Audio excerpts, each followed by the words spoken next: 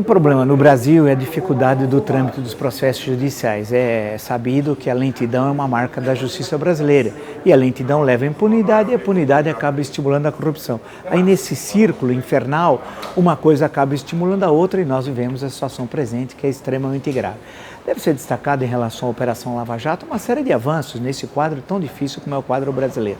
De um lado, a Operação Lava Jato, que já está na 21ª fase, a chamada agora fase da Operação Passe Livre, em homenagem a um amigão do ex-presidente Lula, mas no total, nessas 21 fases, já teve 360 buscas e apreensões, 116 mandados de prisão, 35, quase 3 dúzias de acordos de delação premiada, que foram fundamentais essa colaboração com a Justiça para o avanço das investigações e para a recuperação do dinheiro, porque já foram recuperados 1,8 bilhões de reais, algo que num prazo muito curto de tempo, que também não é normal tendo em vista a lentidão da justiça brasileira, e lembrar que já teve 75 condenações, e de gente muito poderosa, né, de empreiteiros, de políticos e pessoas vinculadas a partidos políticos, como o senhor João Vacari Neto, tesoureiro do Partido dos Trabalhadores, e outras condenações que ainda ocorrerão esse ano. Em dezembro, por exemplo, na primeira semana, tudo indica, de Marcelo Odebrecht, que é o presidente da maior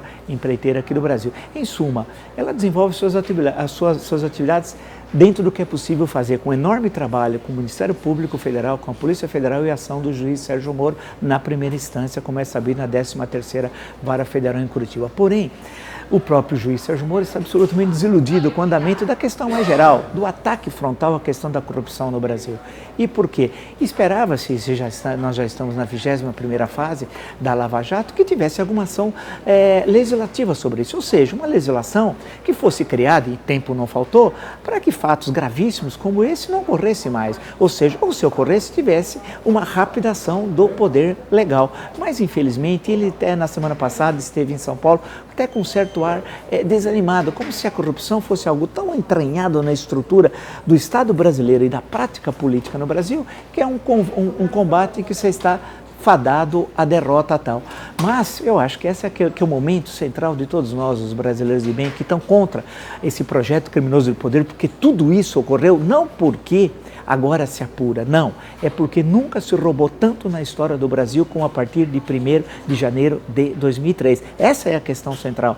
Mas nós precisamos pressionar os legisladores para que se crie uma legislação adequada para que esses fatos, em caso ocorra, possam ter uma rápida punição, porque sem punição você acaba estimulando a impunidade. Com a impunidade você estimula a corrupção e esse círculo a gente nunca consegue romper.